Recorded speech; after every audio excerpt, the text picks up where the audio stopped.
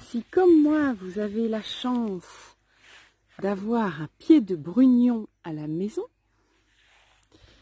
avec des beaux fruits dessus, et que vous ne savez pas quoi en faire, tellement vous en avez, j'ai la solution pour vous. Je vais vous aider dans ce grand dilemme. Que faire de vos brugnons? Même s'ils ne sont pas mûrs, nous en ferons de la bonne confiture. Bonjour à tous, je suis Sophie de la chaîne Les Petits Secrets de Femmes Bison Blanc. Je viens à vous aujourd'hui pour vous proposer une préparation de confiture de brugnons, brugnons ou pêche. Alors, moi je pars sur des fruits qui ne sont pas mûrs parce qu'effectivement nous avons un pied de brugnon. Et comme nous ne traitons pas les fruits et les légumes du jardin, on a quand même de la perte. Donc, pour éviter d'avoir de la perte, j'utilise des fruits qui ne sont pas mûrs. En fait, contrairement à ce qu'on pourrait penser, on entend souvent que les fruits et les confitures se font avec des fruits très mûrs. Bon, presque limite, voilà, les endroits pourris, bon, forcément on enlève, mais voilà, c'est des fruits très très mûrs. Je pense que si on faisait ça à l'époque, c'était juste pour pas perdre les fruits. Donc, au lieu de les jeter, on allait faire de la confiture avec les fruits très très mûrs. Si vous faites de la confiture avec des fruits, surtout la confiture en tout cas de pêche et brugnon avec des fruits qui ne sont pas mûrs, vous aurez une confiture, je vous le garantis, qui sera excellente et qui sera parfumée à souhait. Alors là, la recette que je vous propose, ça va être pour fruits mûrs ou pour fruits, enfin, presque... pas vert, mais bon, en tout cas, bien croquant, quoi. Donc voilà. Donc la recette que je vous propose, ça va être, on va partir sur environ 2,5 kg de fruits. Alors, vous avez juste à prendre votre fruit et puis à enlever la petite queue. Hein, la petite queue que vous retrouvez ici. Ben voilà, ben vous l'enlevez, c'est tout.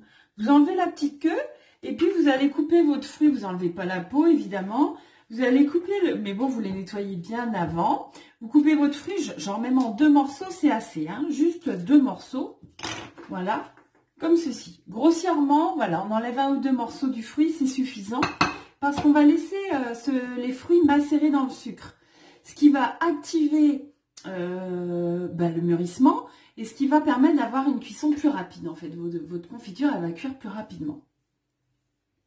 Donc, on fait ça, on nettoie bien ses fruits, on enlève la petite queue, on coupe grossièrement et on n'enlève pas le noyau évidemment parce que là, ça va vous prendre 3 plombes et ça sert à rien puisqu'avec la cuisson, eh ben, le noyau va se décoller tout seul. Quand vous avez préparé vos fruits, donc là, je vous dis, je pars sur 2,5 kg de fruits. Donc, ben, vous allez faire à vos proportions en fonction de la quantité que vous avez chez vous. 2,5 kg de pêche ou de brugnon pour 1 kg de sucre. Ce qui sera suffisant. Pas besoin d'une confiture très sucrée. 1 kg, c'est assez. Et de ce fait, vous allez mettre votre kilo de sucre dans vos fruits et vous allez laisser macérer ça toute une nuit. Du coup, le lendemain, vous allez vous retrouver avec, voilà, ça aura fait du jus en fait. Hein. Vous allez avoir beaucoup de jus. Bon, là, vous voyez pas bien parce que forcément... mais bon, il y a beaucoup de jus, ça a bien macéré. Donc du coup, on va pouvoir passer à la cuisson. Donc pendant la cuisson, en fait, ce qu'on va faire, c'est qu'on va au préalable préparer ses pots. Oui, parce que pour que votre confiture se conserve suffisamment longtemps, il va falloir bien nettoyer vos pots et les faire bouillir quelques minutes. Voilà. Donc vous préparez vos pots et puis quand vous avez laissé macérer une nuit, comme je vous l'ai dit précédemment, on passe à la cuisson. Voilà, la cuisson de la confiture a bien démarré. Ça fait une petite heure qu'elle a commencé. Et il va falloir maintenant s'armer de patience.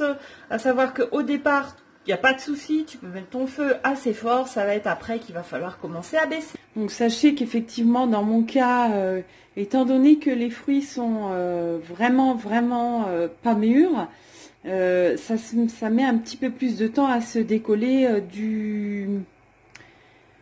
le noyau se décolle plus difficilement, mais c'est en train de commencer. Ça prend une belle couleur là, déjà un petit peu caramélisé. Ça fait déjà 3 heures que c'est en train de cuire, de mijoter. Alors forcément, hein, le couvercle, à un moment, on l'enlève, hein, parce que sinon ça déborde. Pour démarrer, vous le mettez, mais après, vous enlevez le couvercle. Et puis, donc c'est vrai que moi, pour moi, ça met du temps, parce que je vous ai donné les informations pour 2,5 kg, mais moi, j'ai 5 kg de fruits, donc ça va effectivement prendre plus de temps pour la cuisson. Alors, à ce stade-ci de la cuisson, tu vas voir en fait que les noyaux commencent, tu vois, à bien se décoller. Alors, si jamais tes fruits, tes légumes, enfin tes fruits, pardon, sont déjà mûrs, de toute façon, ça sera déjà décollé de lui-même. Pour moi, en fait, c'est parce que les fruits, ils sont, comme je te dis, ils étaient verts.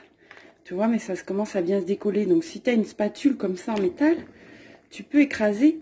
Et donc, du coup, ça va permettre au noyau de se décoller de la chair, du reste de la chair. Et puis, bah, tu enlèves les noyaux. Hein. Tu prends ton mal en patience, puis tu enlèves les noyaux. Voilà, ça c'est la prochaine étape. Tu enlèves les noyaux, puis tu prépares tes bocaux parce que là, ta confiture, elle va pas tarder à être prête. Une fois qu'on aura enlevé les noyaux, on va mixer un petit peu. Donc, ton matériel, on s'est dit, tu as préparé tes pots, tu as stérilisé tes pots, tu les as bien essuyés avec un sopalin ou tu les laisses égoutter sur un tissu propre. Il te faudra des louches hein, pour mettre en pot. Donc, en fonction de la grandeur du goulot de tes pots, toi, tu prends une grande louche, une petite louche. Une éponge, ça te servira pour nettoyer tes pots, une éponge neuve, toujours une éponge neuve pour la mise en pot des confitures. Du sopalin. Et puis, alors moi, ce que j'ai la chance d'avoir ces petites choses-là qui sont vraiment super pratiques. Parce qu'en fait, c'est des entonnoirs, mais ils sont faits en faïence. Et donc, tu mets ça directement sur ton pot. Et je t'assure que ça te change la vie. Parce que tu mets ta confiture dedans. Tu n'en as pas partout qui éclabousse. Tu n'es pas sans arrêt à essuyer tes pots. Tu as vraiment un gain de temps. Donc, si tu n'as pas ça, bon, c'est pas grave. Tu le fais avec ta louche. Hein. Tu vas un peu galérer plus. Mais voilà. Si tu arrives à te procurer des petites choses comme ça, soit tu les fabriques toi-même si tu fais un peu de faïence, un peu de poterie. Sinon, tu vas chez un potier. Voilà. Enfin, en tout cas, je sais que moi, ça m'aide bien. Et puis, en fonction de la texture de la confiture que tu vas vouloir, si tu veux avoir des gros morceaux dedans, tu laisses tel quel. Et puis sinon, tu passes un coup de mixeur dans ta confiture pour avoir une texture plus lisse. Et puis, je t'ai réservé un petit bonus. Alors, ce qu'on va faire, c'est qu'on va réserver une partie de la confiture. Quand on aura mis en pot, on va en réserver une partie qu'on va laisser dans la marmite. Parce qu'on va faire de la pâte de fruits, de la pâte de brugnon, de la pâte de pêche. Donc, tu devras préparer, toi, au préalable, une plaque, hein, les plaques qui vont au four, par exemple, ou un plateau. Et puis, dessus, tu mettras du papier sulfurisé. Voilà. On en est à une cuisson qui a duré environ 4 heures. Et donc, quand tu vois, là, que tu as des petites bulles, là, enfin, c'est plus des grosses bulles, c'est ta confiture, en fait, elle est prête, hein. Là, elle est prête à mettre en moule. Enfin, pas en moule, pardon, mais en pot. Et donc, bien évidemment, tu auras régulièrement tourné ta confiture pour pas qu'elle croche dans le fond. Parce que sinon, ta confiture, elle croche. Hein. Donc là, il faut vraiment que tu restes près de ta confiture. Surtout sur la fin, tu vois, quand... Voilà, parce que ça croche très vite. Mais il faut régulièrement que tu sois là pour tourner ta confiture. Et puis, une autre chose que je voulais te dire aussi, c'est que ta confiture, tu vas la mettre en pot, là, quand elle est bouillante comme ça, parce que justement, le fait de mettre ta confiture en pot bouillante va permettre une super conservation. Et donc, je vais te montrer ma technique de conservation, où tu n'as pas besoin de mettre de paraffine et tout ce qui s'ensuit, là, comme on faisait à l'ancienne. Tu n'as pas besoin de tout ça. Voilà mes chéris, nous y sommes, le moment est venu de mettre notre confiture en pot. Tu as vu qu'il y a des grosses bulles, donc là ça te permet de voir la cuisson de ta confiture où elle en est, donc là c'est l'idéal pour la mettre en pot. Tu peux très bien, parce que là on en est quasiment à 4 heures de cuisson, tu peux très bien, si tu n'as pas le temps de le faire comme ça dans ta journée, le faire sur 3 jours, ça pose pas de problème. Tu en cuis tu cuis ta confiture 1 heure un jour, le lendemain tu recuis 1 heure, et puis 2 heures le surlendemain. C'est pas un problème, hein. Il y a le sucre, ça se conserve très bien. À partir du moment où c'est recuit, il n'y a pas de souci, tu peux faire ça sur 3 jours. Là, pour mettre en pot, la mise en pot, c'est important que ce soit effectivement bouillant. Ça va permettre donc à ta confiture de se conserver parfaitement. On est parti, là. Moi je te dis j'ai ça, si t'as pas, tu fais sans, mais moi je vais le faire avec. Donc je prends ma louche, c'est parti. Et je mets ma confiture en pot. Alors moi ce que j'ai fait, ça faisait des gros morceaux, c'est très bien aussi, mais j'ai préféré la passer un petit coup au mixeur. Donc ton éponge, s'il y a des petites gouttes qui dépassent, si tu as besoin sopalin, voilà, tu remplis ton pot au maximum. Tu refermes ton pot, ok, et tu le mets à l'envers jusqu'à complet refroidissement. Comme ça, l'air va aller dans le fond. Tu n'auras avec cette méthode jamais de problème de conservation, jamais de moisissure, rien. Tu laisses bien ton pot à l'envers et tu attends que ça refroidisse. Le lendemain, tu le remets à l'endroit si tu veux, il n'y a pas de problème. Tu vas garder ça 10 ans si tu veux. What? À ce stade, tu as mis ta confiture en pot. tu as mis dans ta confiture en pot. Tu en as laissé une partie dans ta marmite. D'accord, tu l'as? Cette partie sera pour la pâte de fruits. D'accord, Douniane. Alors, ce que moi je vais faire, c'est que je vais passer un coup de mixeur dedans pour vraiment lisser le reste de la confiture que j'ai laissée. D'accord, bon, et je vais continuer la cuisson en tournant quasiment constamment. À partir du moment où tu verras que ta confiture se décolle de ta marmite, c'est que la cuisson est prête et que tu peux mettre sur ton papier sulfurisé. Pour savoir à quel feu tu dois le mettre, en fait, tu peux le mettre à feu doux, ça mettra plus de temps.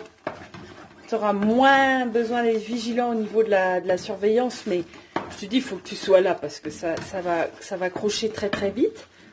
Là, moi, j'ai envie d'activer un petit peu la cuisson. Tu vois, mais par contre, je reste dessus et je tourne. Hein. Je vais laisser un petit peu, mais vraiment pas longtemps. Là, tu vois, regarde, à ce stade, tu vois comment ça fait. Hein.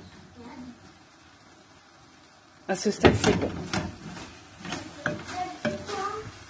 À ce stade, tu vas pouvoir la mettre sur ta plaque. Ouais, tu vois comme ça fait, là, tu vois la consistance que ça a, très épaisse. La pâte de ta confiture, tu vas pouvoir la mettre sur ton papier sulfurisé. Voilà. Tu vides bien. Joli, ça fait un caramel, j'aime bien, moi. Attends, faut que tu vois tout quand même. Et là, tu étales.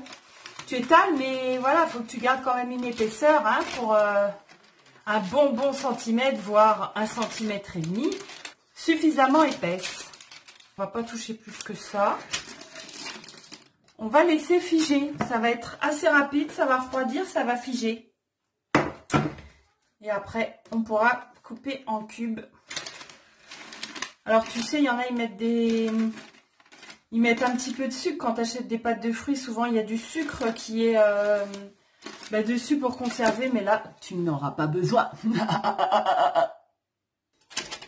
Voilà. Ta pâte a maintenant figé. Je vais laisser ça refroidir. Tu vois, ça a figé. Voilà. Elle est même encore un peu tiède, mais bon. Je vais la couper quand même maintenant. Moi, je le coupe avec un couteau de pizza, là. Je sais pas trop comment ça s'appelle. Je trouve que c'est pas mal, mais après, tu coupes avec un couteau, tout simplement. Après, voilà, tu vas faire les... Tu fais la grandeur que tu veux. Tu fais tes petites pâtes de fruits, tranquillou. Hop. Je vais faire des petits carrés. Je trouve qu'en petits carrés, c'est pas mal.